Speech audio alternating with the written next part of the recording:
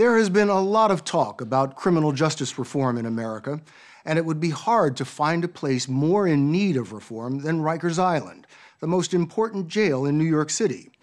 Located in the middle of the East River, Rikers holds about 10,000 inmates. It's a volatile mix.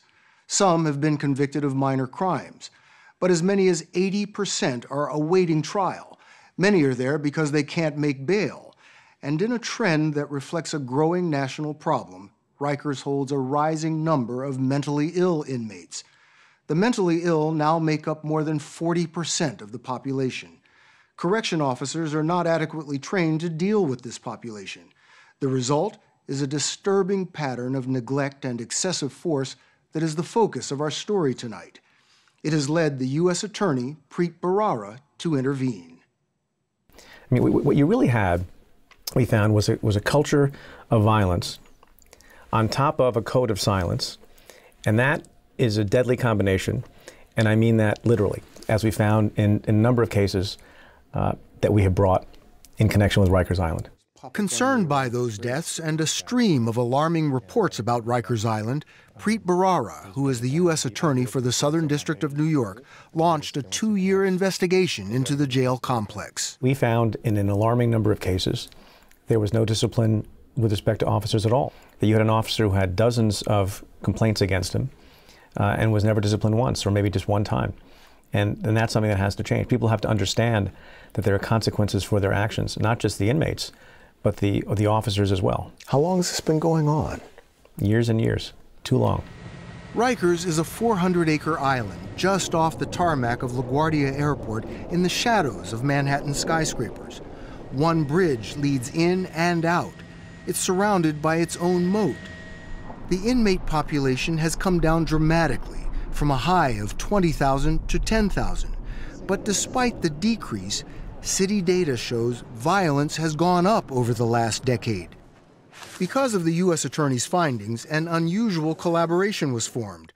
Bharara, the prosecutor, teamed up with plaintiffs' lawyers, the Legal Aid Society, and private attorney Jonathan Abedy in a class-action lawsuit on behalf of a dozen Rikers inmates. The number of facial fractures, of traumatic brain injury, of broken bones, of serious physical injury is just out of control.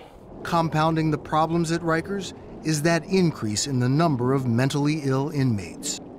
And that just complicates issues relating to violence and issues relating to care and issues relating to discipline. So it's a problem. What was captured on this video obtained by 60 Minutes helps illustrate what U.S. Attorney Bharara is talking about. It has not been seen in public before. Bradley Ballard, who was schizophrenic and diabetic, was brought to Rikers in 2013 on charges of violating parole for an assault conviction. In the video, he was observed twisting his shirt into a phallic symbol and making lewd gestures, and then was taken back to his cell, according to an investigation by the New York State Commission of Correction. He was placed in the functional equivalent of solitary confinement. They put him in a cell, they locked the cell, and they basically threw away the key. Abedy represents Ballard's family in a pending wrongful death suit against the city. The commission's report found that Ballard was locked in his cell for 6 days prior to his death and was denied access to his life-supporting prescription medications, and that day after day, officers, supervisors, and clinicians walked by, observed his deteriorating state, but failed to help him. After repeated floodings of Ballard's toilet, a maintenance worker turned off the water running into Ballard's cell. The report found that Ballard was lying in his own waste. He's spraying a deodorizer? Yes. The reports are that corrections officers were bringing aerosol cans from home because the stench was so bad coming from that cell. Here, an inmate who delivered a food tray pulled his shirt up over his nose. The report found the videotape indicated Ballard's cell was grossly unsanitary. Finally, on the 6th day, medical workers were called. According to the report, an officer asked Ballard if he could get up on his own. "I need help," Ballard said. Inmate workers carried him out of his cell and put him on a gurney. Records show Ballard went into cardiac arrest soon after. He died hours later. They watched him languish for 7 days as he died, and they did nothing. It was the functional equivalent of torture. They killed him. The city's medical examiner declared Ballard's death a homicide, according to the commission report. It called Ballard's medical and custodial treatment from the time he entered Rikers so incompetent and inadequate as to shock the conscience. The Department of Correction issued a statement that it adjusted its practices to ensure that a similar tragedy doesn't happen again. But to this day, no criminal charges have been filed against any of the officers, supervisors, or health workers involved. It's impossible to know if anyone stepped forward, but if they did, it wasn't enough to help Bradley Ballard. That's inhumane, in my opinion. That should never have happened. Norman Seabrook is president of the union that represents the correction officers, but not the higher-ranking supervisors. We showed him the Ballard video. Who's responsible? The supervisor. What about your officers? The officers followed the instructions of the supervisor. In another incident captured on surveillance video, inmate Jose Bautista tried to hang himself. He had been arrested on domestic charges and was awaiting trial. He couldn't post the $250 bail.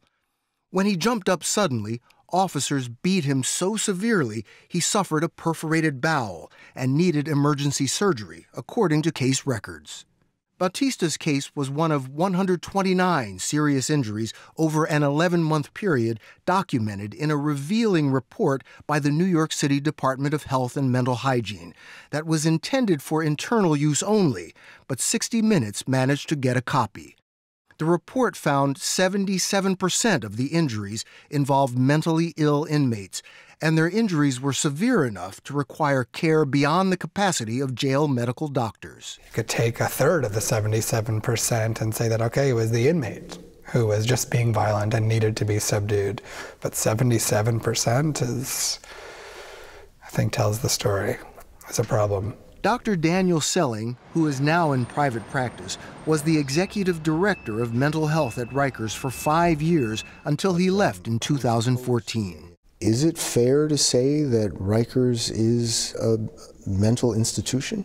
Sure, it's probably one of the largest mental institutions in the nation, if not the largest. Can you tell me about the case of Bradley Ballard? What does that say about how things work on Rikers? It's probably the worst case that I've experienced, been a part of. That was a case in which all systems failed. Selling said the staff of the private medical contractor failed to do the required daily rounds and never informed him about Ballard's deteriorating condition. The city's contract with the private medical firm was not renewed. Bradley Ballard is not the only mentally ill inmate to have died in custody in recent years. In 2014, U.S. Attorney Preet Bharara filed the first criminal civil rights case in a decade against a Rikers officer or supervisor in connection with the poisoning of mentally ill inmate Jason Echeverria, who died after ingesting toxic soap while in solitary confinement. As seen in this video that was entered into evidence, Echeverria, a robbery suspect who was also awaiting trial, was escorted to a cell where he swallowed the toxic soap that was given to him for cleaning his cell. His father, Ramon, told us he believes he ate the soap in a desperate effort to get out of solitary confinement. My son was screaming because he was burning up inside. He's dying. He's dying. A few hours later, according to court documents, correction officer Raymond Castro alerted unit supervisor Captain Terrence Pendergrass that Echeverria needed medical attention. According to Castro's testimony, Captain Pendergrass said, "Don't call me if you have live breathing bodies. Only call me if you need a cell extraction or if you have a dead body." Another correction officer, Angel Lazarte, testified as to what happened next. A pharmacy technician on her rounds said Echeverria could die. He then approached Pendergrass, and Pendergrass told him to write an injury report. You can see on the tape, Pendergrass then went to look into Echeverria's cell himself. He returned and interrupted the writing of the report. Pendergrass led Lazarte away from the desk. After they talked, Lazarte pocketed the report.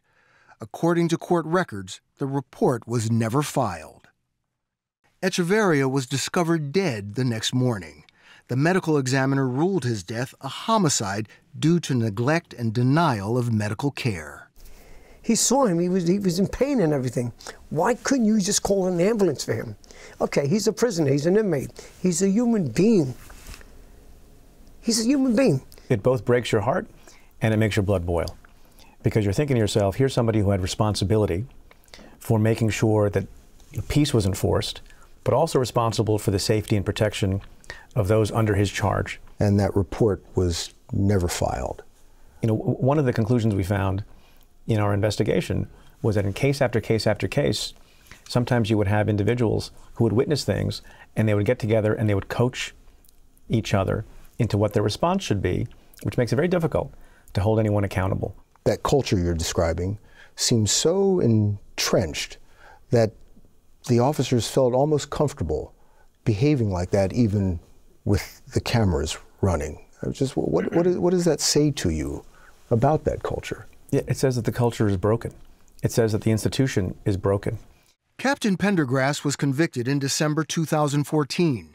A jury found that Pendergrass violated Jason Echeverria's constitutional rights by deliberately ignoring his pleas for help and depriving him of urgent medical care, leaving Echeverria to die alone in his cell. Pendergrass was sentenced to 5 years in prison. Officers Castro and Lazarte have since been fired. Absolutely. Union President Norman Seabrook said his officers don't have the training to deal with mentally ill inmates like Jason Echeverria and Bradley Ballard. Your men are not trained?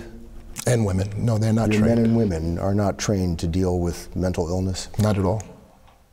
We asked Norman Seabrook about the internal report showing the vast majority of excessive force cases involving mentally ill inmates. At the end of the day, shouldn't the question be, why didn't these individuals receive their medication so that they wouldn't attack a correction officer? If you're talking about an inmate that has a mental health problem, then certainly something set this person off. Seabrook says it's not just an issue of the mentally ill. Rikers is a dangerous place, and many of his officers are assaulted every year. Seabrook wanted to show us the conditions his officers have to contend with. But when he took us out to Rikers, Department of Corrections staffers stopped us from going inside with our cameras to see the problem Seabrook is talking about. This is as far as we got, walking around the perimeter of one of the buildings with him. We wanted to talk to the commissioner of the Correction Department about the problems at Rikers, but our 3 scheduled interviews all were postponed. The city recently initiated a number of policy changes, like installing more cameras and reducing the use of solitary confinement. A federal monitor was appointed to ensure the reforms are implemented. U.S. Attorney Barrara is going to hold the city to it. Is there a decrease in violence? You know, it remains to be seen how much that decrease will be over time. I think the training will take some time and is happening as we speak. It's taken some time to build up this culture of violence. Yes, it has. How long do you think it will take to unravel it? I'm not going to put a clock on it, but I will say that we're impatient people and we like to see results. That's why we got involved in the first place.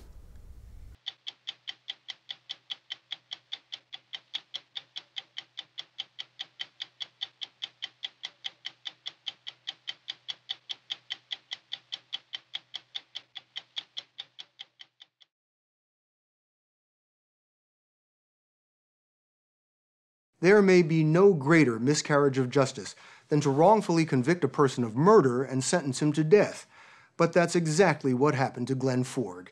He spent nearly 30 years on death row in solitary confinement in Louisiana's notorious Angola prison until new evidence revealed he did not commit the murder. He was one of 149 inmates freed from death row since the U.S. Supreme Court reinstated capital punishment in 1976. In all those exonerations, you have likely never heard a prosecutor admit his role and apologize for his mistakes in sending an innocent man to death row. But tonight, a prosecutor's confession. Marty Stroud speaks of an injustice he calls so great it destroyed 2 lives, Glenn Ford's and his own. I ended up, without anybody else's help, putting a man on death row who didn't belong there. I mean, at the end of the day, beginning, end, middle, whatever you want to call it, I did something that was very, very bad. It was 1983, Shreveport, Louisiana, and 32-year-old prosecutor Marty Stroud was assigned his first death penalty case. A local jeweler, Isidore Roseman, had been robbed and murdered. Quickly, Stroud zeroed in on Glenn Ford. Ford had done yard work for Roseman and was known to be a petty thief, and he admitted he had pawned some of the stolen jewelry. All that was enough to make him the primary suspect. Stroud knew a conviction would boost his career.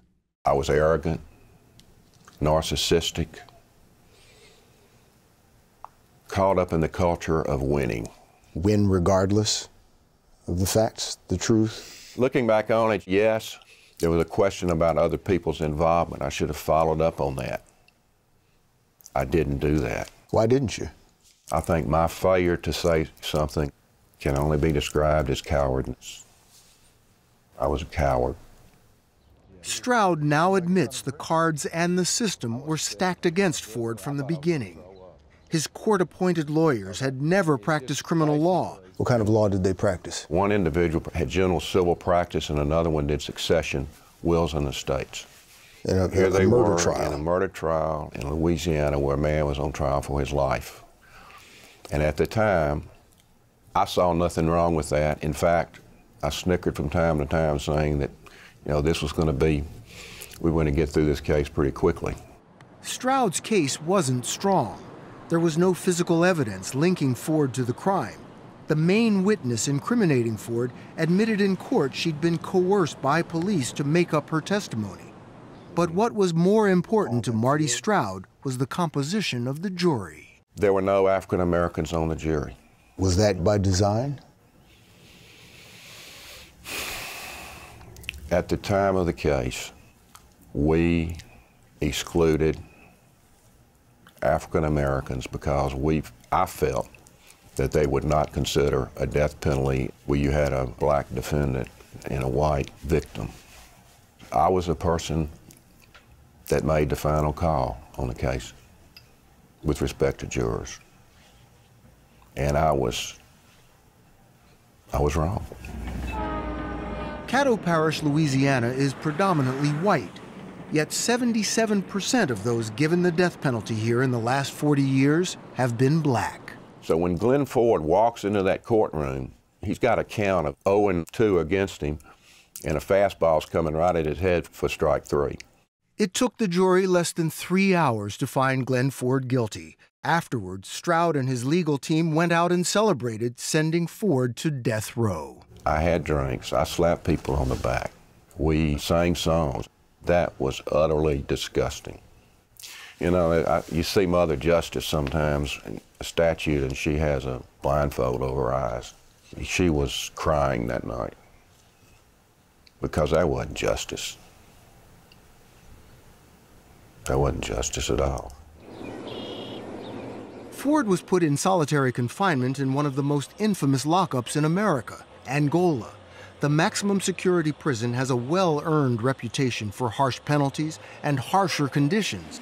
Summer temperatures on death row commonly exceed 104 degrees. Death row, you have maybe a 5 by 7 foot cell. You're in there every day. You get out 1 hour a day to walk around, then you come back in. You do that day after day, year after year, and that's it. He was basically thrown into a cell and forgotten. Ford would become one of the country's longest-serving death row inmates. Stroud went on to a successful legal career. But all that changed when one of the initial suspects, a man named Jake Robinson, told a police informant he had killed the jeweler 3 decades earlier. Robinson is now in prison for another murder. A court review of the new information found there was credible evidence Glenn Ford was neither present at nor a participant in the robbery and murder of Isidore Roseman.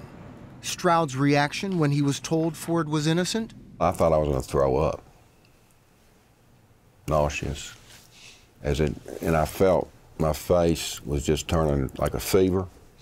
But then the horror of knowing that yours truly had caused him all this pain. Last year, Ford was exonerated and released from Angola. Pictures of his first free moments captured a rainbow in the sky and a smile on his face. What was it like to step outside the walls of that prison? Like stepping in a brand new world, like breathing fresh air for the first time. I felt good. But that good feeling didn't last. Shortly after being released, Ford learned he had stage 4 lung cancer. Doctors told him he only had a few months to live. When we met Glenn Ford, he was living in New Orleans in a home for released prisoners. And that hurts. Just to swallow water. Feel like a flame. You were on death row for 30 years. Yes.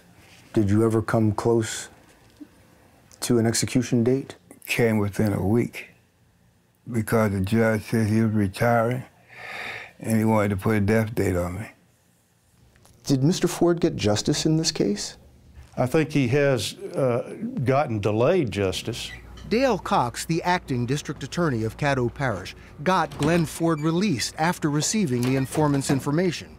As he sees it, the justice system worked, and no one, including Marty Stroud, did anything wrong. I don't know what it is he's apologizing for.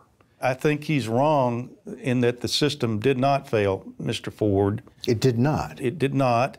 In fact, the system... How can you say that? Because he's not on death row, and that's how I can say it. Getting out of prison after 30 years is justice? Well, it's better than dying there, and it's better than being executed.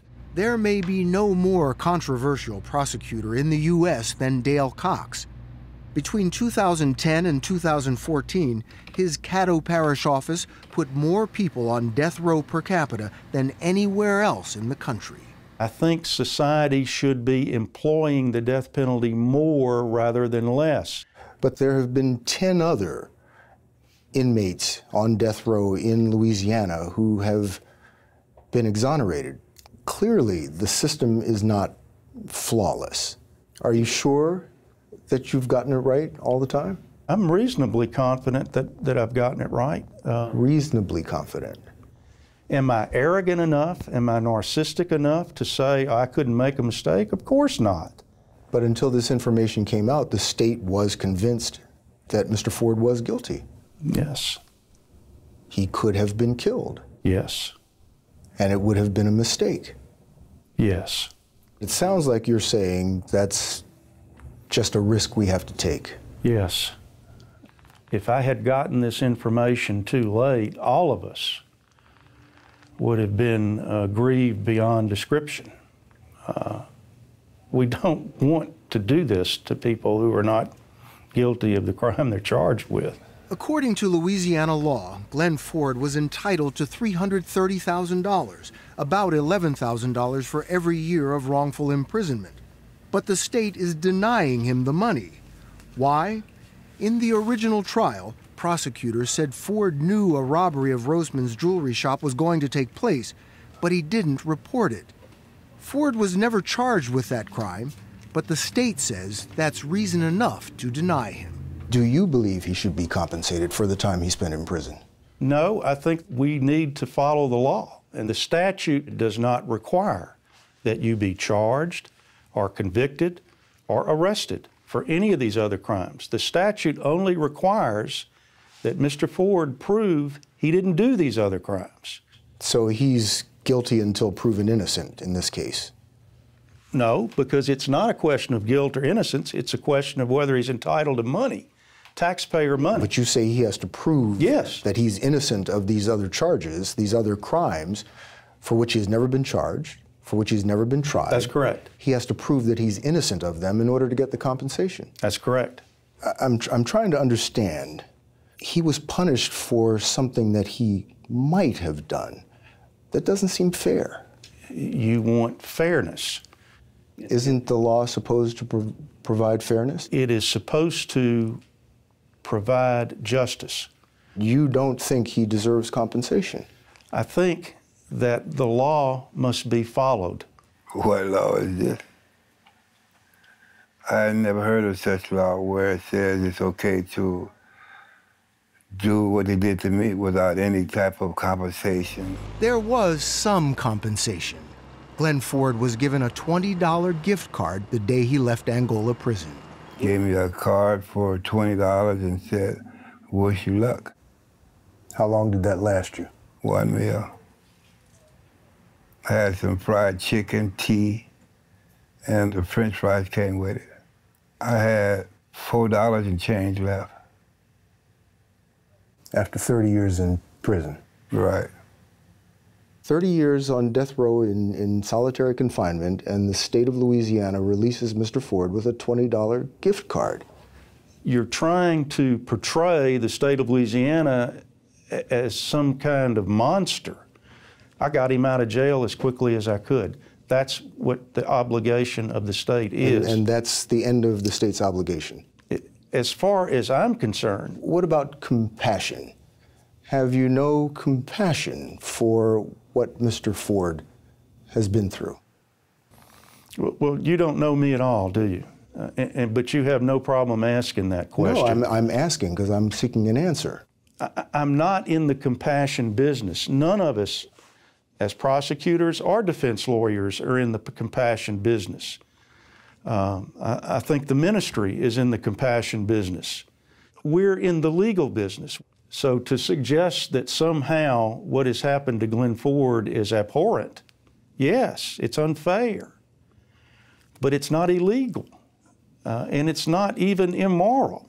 It just doesn't fit your perception of fairness. I would say in this case, many, many, many people would see this as unfair. I agree. I can't disagree with that. For his part, Marty Stroud says Glenn Ford deserves every penny owed him. He went to see Ford to apologize. How do you apologize to someone for taking 30 years of his life from him? Well, there's no books you can read to do that. I just went in and apologized. Do you forgive him? No. He didn't only take from me, he took from my whole family. So it sounds like you don't think you could ever forgive him. Well, I don't. But I'm still trying, though. Do you think you deserve his forgiveness? No. If somebody had done that to me, I don't know if I could forgive them. You say you destroyed his life. Sounds like this incident destroyed your life, too. I've got a hole in me through which the north wind blows. It's a sense of coldness. It's a sense of just disgust.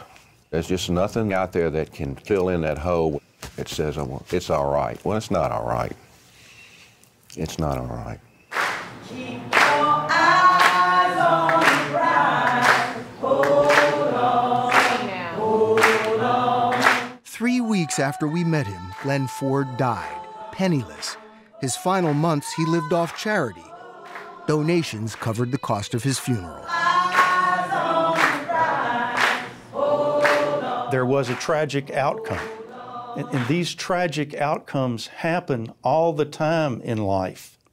It's not like the Glenn Ford case is the only tragedy you will ever see or I'll ever see in our lifetime. The question is, was there anything illegally done, improperly done, that led to this? And I can comfortably say, based on the review of the record, no, there was not. In Glenn Ford's will, he directs that any state money he might receive go to his 10 grandchildren so they can have a better chance than he did. And Marty Stroud? He has asked the Louisiana Bar Association to discipline him for his role in the Ford case. It was a train to injustice, and I was the engineer. Glenn Ford will be a part of me until the day I die.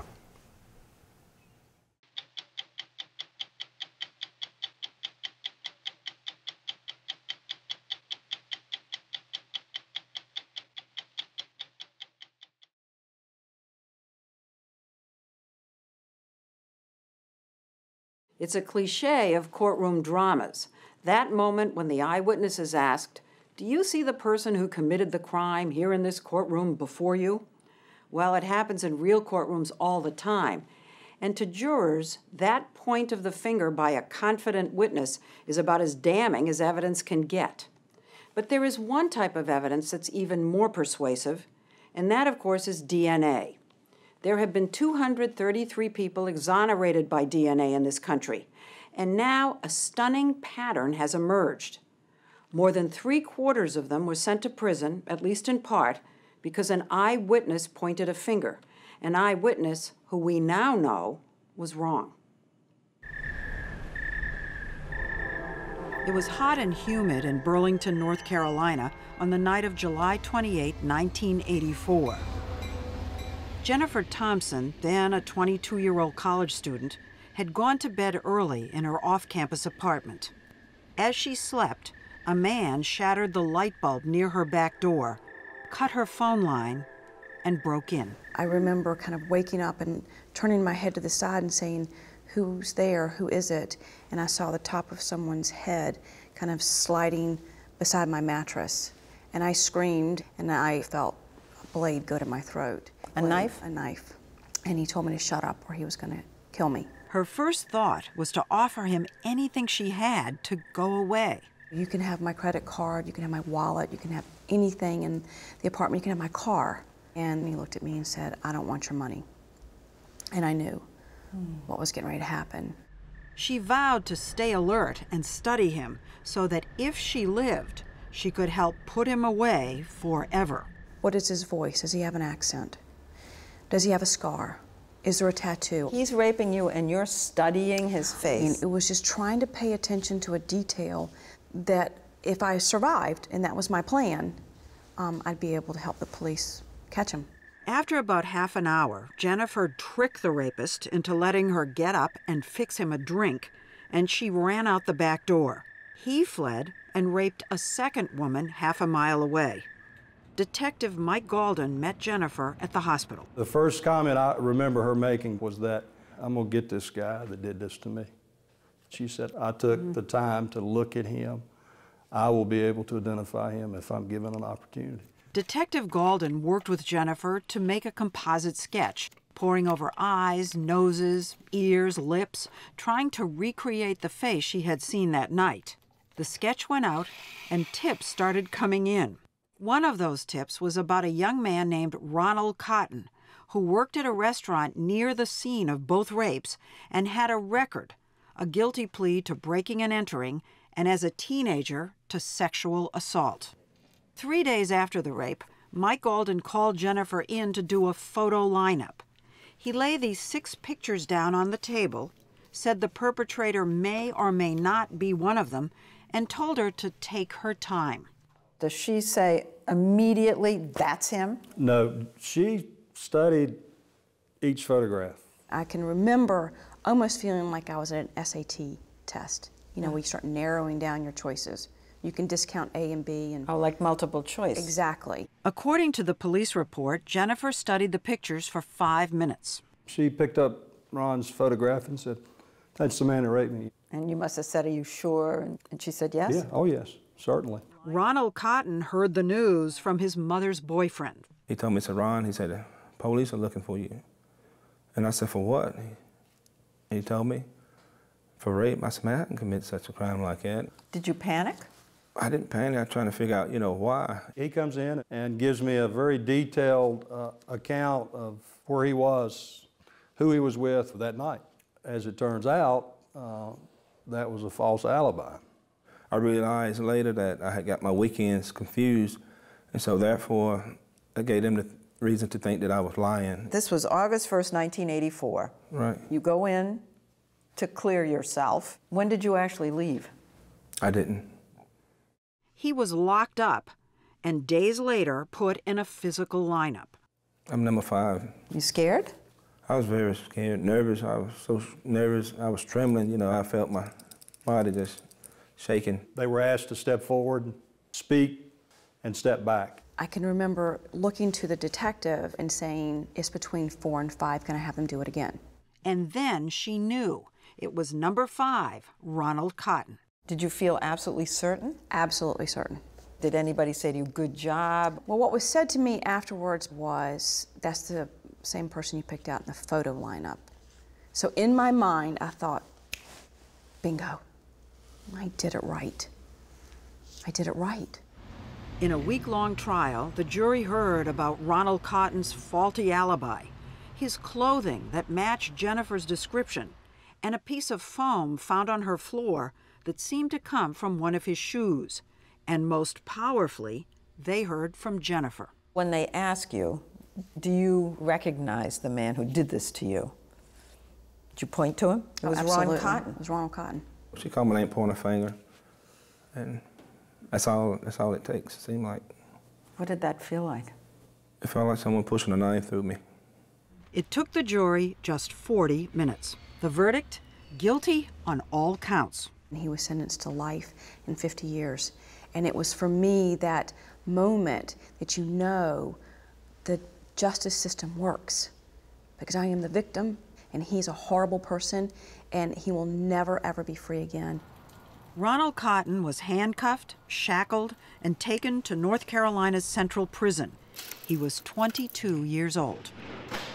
You know, they say grown men doesn't cry, but it's a lie. You know, I grabbed my pillow many times and hugged it, wishing I was hugging my mom, my dad, sister, brother. I wish it didn't have to be this way. He started working in the prison kitchen, singing in the choir, and writing letter after letter to his attorneys, hoping to get a new trial. Then one day, as he watched a new inmate being brought in, he had a strange feeling. I said, excuse me. I said, you look familiar. I said, where are you from? He said, I'm from Burlington. I said, I am too. I said, you kind of resemble the drawing of a suspect in a crime of which I'm falsely in prison for. Did you commit this crime? And he told me, no, he did not. Wait a sec, you saw him and thought of that composite drawing? Mm-hmm. His name was Bobby Poole, and he was in for rape. He started working in the prison kitchen, too. And the stewardess were calling me Poole instead of Cotton. They were calling you by his name? Yes. In other words, people were mistaking the two of you? Yes, exactly. Then a fellow inmate told him that he'd heard Bobby Poole admit to raping Jennifer and the other woman that night. Ronald Cotton won a new trial, and his lawyers called Bobby Poole to the stand with Jennifer sitting right there. It was the moment Ronald Cotton had been hoping for. Bobby Poole is in the courtroom. You look over there. What happens inside you? Nothing. Nothing? Nothing. As a matter of fact, the strongest emotion I felt was anger at the defense, because I thought, how dare you? How dare you question me? How dare you try to paint me as someone who could possibly have forgotten what my rapist looked like? I mean, the one person you would never forget? How dare you? Ronald Cotton was convicted again, this time given 2 life sentences. Back in prison 7 years later, he and everyone else was riveted by a big news story, the trial of O.J. Simpson. I would get my radio, put my earplugs, and go outside, sit in a corner. And listen to the trial? Yes. He was intrigued by something he had never heard of, DNA. He wrote to his new attorney, law professor Rich Rosen. Rosen warned him that there probably wasn't any evidence left to test, and if there was, DNA could cut both ways. Understand, if the DNA comes back and shows that you did this crime, whatever legal issues we have don't make any bit of difference. You're going to spend the rest of your life in prison. He warned you that if it comes up positive, you're sunk. I told him to put his foot down and go with it. Packed away on the shelves of the Burlington Police Department was 10-year-old evidence from the 2 rapes that night. Inside one of the rape kits was a fragment of a single sperm with viable DNA. It proved what Ronald Cotton had been saying all along. He was innocent, and the rapist was Bobby Poole. Within days, Ronald Cotton was back in court. You are walking out here today as a free man. This time to be released. So not only do you find out that Ron didn't do the crime, you find out Bobby Poole did. It was just utter shock, really, disbelief. I mean, by this time, this is 11 years later. And, you know, I know that I've been involved in a case of a man's lost 11 years of his life. And it just I was so sad for him and his family. In the years since Ronald Cotton's conviction, Jennifer had married and had children. Are you the one that tells her? Yes. Her reaction, no, it can't be true. It's not possible, you know. I know Ronald Cotton raped me. There's no question in my mind. It was like someone had just taken my life and like turned it upside down. She cried? Oh, she cried. She broke down. I mean, she took it all on herself. You know, the guilt. You know, I did this to that man. Shame? Shame, terrible shame. Suffocating, debilitating shame. But when she thought or dreamed about that night, it was still Ronald Cotton's face she saw. To get past it, she asked if he would meet with her at a local church. I remember him walking into the church, and I physically could not stand up. She was nervous, scared. I started to cry immediately, and I looked at him and I said, Ron, if I spent every second of every minute, every hour for the rest of my life telling you how sorry I am, it wouldn't come close to how my heart feels. I'm so sorry. And Ronald just leaned down, he took my hands. Oh, gosh. And he looked at me, he said, I forgive you. I told her, I said, Jennifer, I forgive you. I don't want you to look over your shoulder, that I just want us to be happy and move on in life. The minute he forgave me, it's like my heart physically started to heal. And I thought, this is what grace and mercy is all about. This is what they teach you in church that none of us ever get. And here was this man that I had hated with, I mean, I used to pray every day of my life during those 11 years that he would die, that he would be raped in prison and someone would kill him in prison. That was my prayer to God. And here was this man who, with grace and mercy, just forgave me. That is overwhelming. It's overwhelming. How wrong I was and how good he is. How is it that Jennifer could have studied her rapist so carefully and still made this mistake? And how could she have failed to recognize Bobby Poole, the actual rapist, when he sat right in front of her in the courtroom 3 years later? That part of the story when we come back.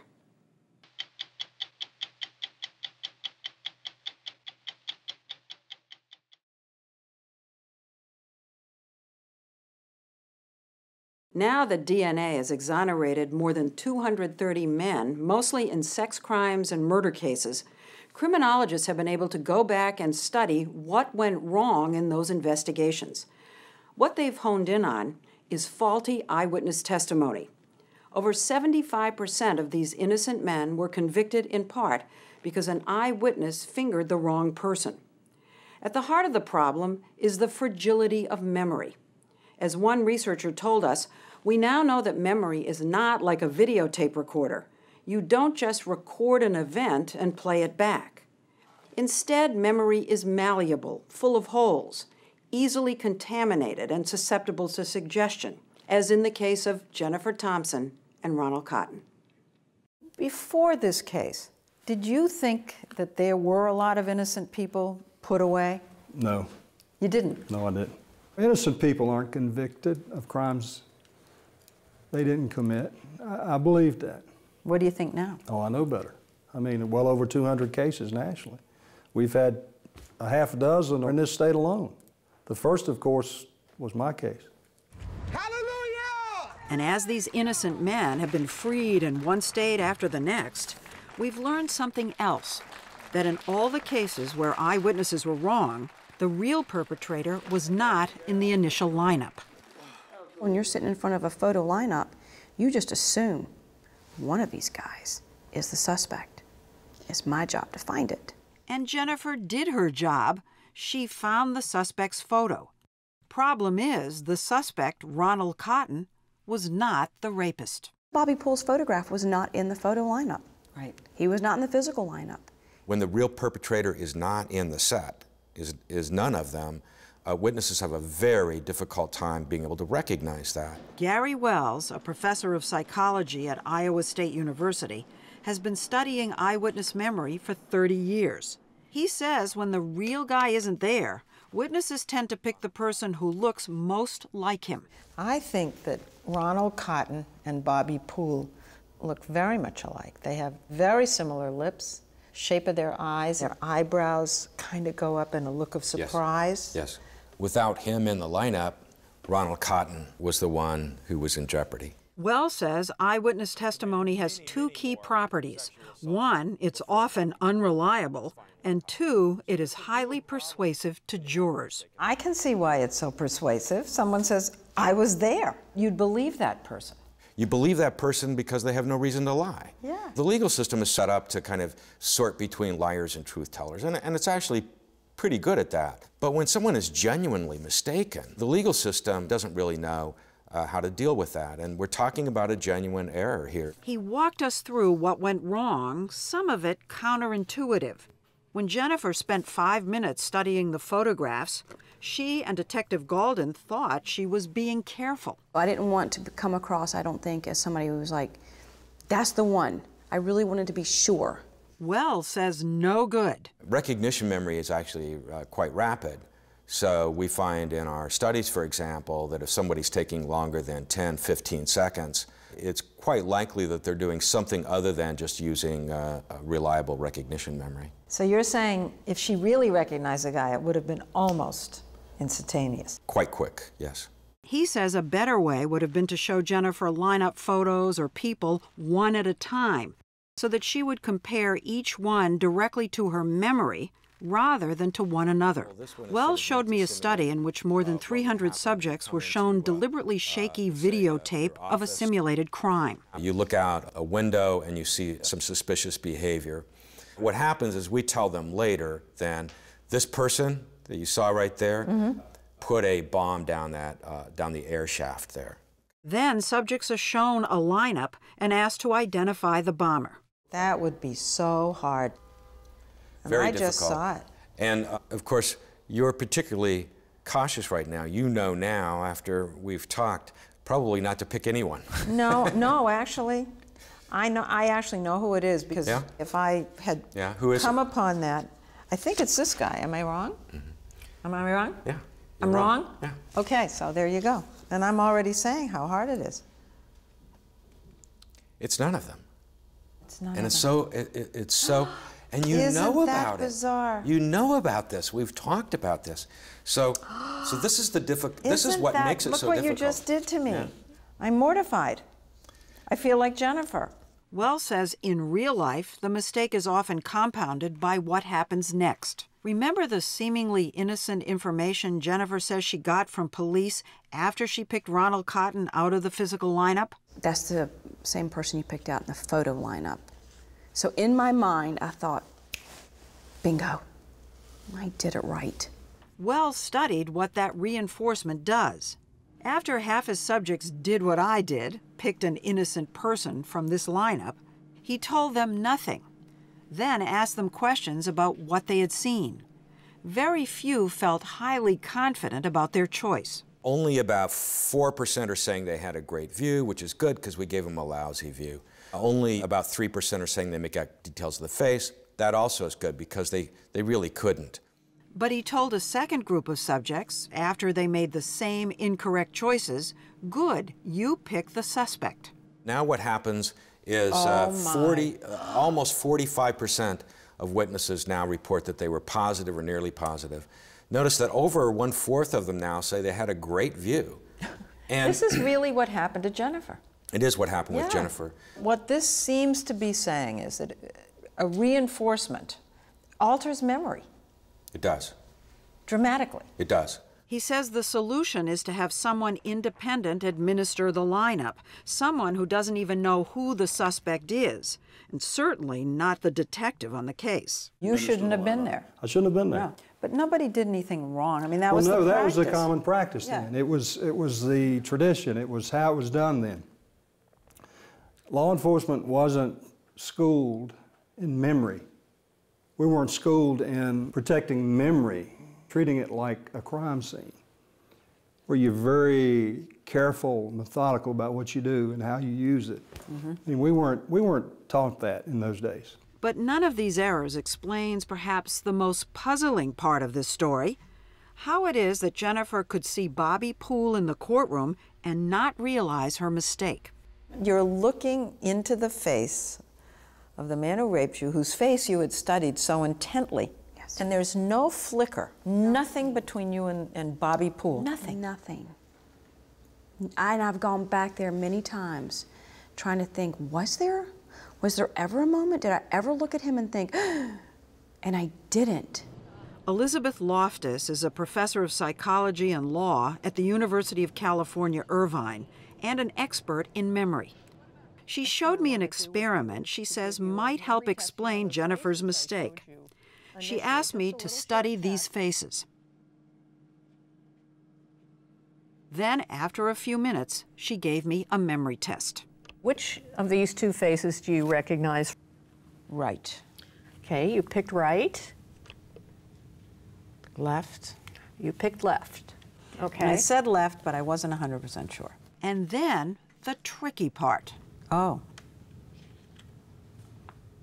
Well, I'll tell you why I'm stymied. Because I just picked this one on the left 2 seconds ago. But now I'm not sure, because those two look very much alike to me. But I'm going to tell you the left. But I was wrong. It was the one on the right. Loftus explained how I had been duped. You saw this face, then I gave you a test where I presented you with an altered face, along with a novel one. So I pretty much induced you to pick a wrong face because I don't even have the real guy there. It's an altered version. And later on, when you now have a choice between the altered one and the real one, you stuck with your altered left choice. This is exactly what happened to Jennifer.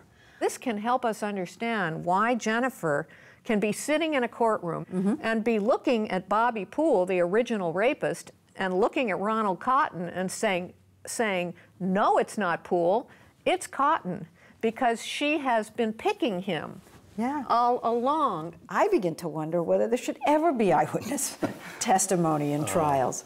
Well, because of the tricks that memory plays. Yeah, I think what's important, though, is to understand that, know it as a police officer, as an investigator, as attorneys. We need eyewitnesses. I mean, if we couldn't convict based on an eyewitness, that's giving a lot of comfort to criminals. We have no choice. We have to find ways to make this evidence better. And that's something Jennifer has tried to do ever since by telling her story to prosecutors, police, defense attorneys. And she's had some success. Her state, North Carolina, was the first in the country to mandate reforms by law, showing victims lineup photos one at a time and emphasizing that the right answer may be none of the above. Having lineups conducted by a person who doesn't know who the suspect is, or not by a person at all. The person who committed the crime may or may not be included. One system now used in a handful of cities is computer software Mike Galden helped develop to have a laptop conduct photo lineups. Does this person look familiar to you? But law professor Rich Rosen says that in the vast majority of places there's been no reform, and that needs to change. This is something that police officers can and should be in favor of. Because you're not getting the real guy off the street. Yeah, Bobby Poole raped other women because they went after Ron Cotton. So Ron is not the only person who suffered from this mistake. Ronald Cotton, now 47 years old, has worked hard to rebuild his life. He works the late shift in a factory. He's been married for 12 years and has a 10-year-old daughter. They live in a house paid for with money North Carolina paid him in restitution, $10,000 for each of the 11 years he spent in prison. When he can, he joins Jennifer in her campaign for reforms. One of the most amazing things to have come out of this miscarriage of justice is the most unlikely of friendships. Jennifer and Ron say they speak on the phone about once a week. They're families of friends. They say they have a shared bond that is hard for most people to fathom. Have people ever met you for the first time when you're together and said kind of cheerily, hey, how did you two meet? Yeah. They we did have? it on the airplane a lot. Oh, yeah. We're traveling. And I usually just go, you tell them. Well, what do you say? We would look at each other and laugh, you know, and finally we go ahead and tell them. And they have recently co-authored a book in hopes that their story can inform and inspire others. Today, when you think about what happened to you that night when you were 22 years old, whose face is there? Nobody's. Oh my. That to me is one of the most beautiful things, is I don't have a face. Bobby Poole's dead. I don't ever have to worry about him ever hurting another woman. He died in prison. And Ronald Cotton is my friend.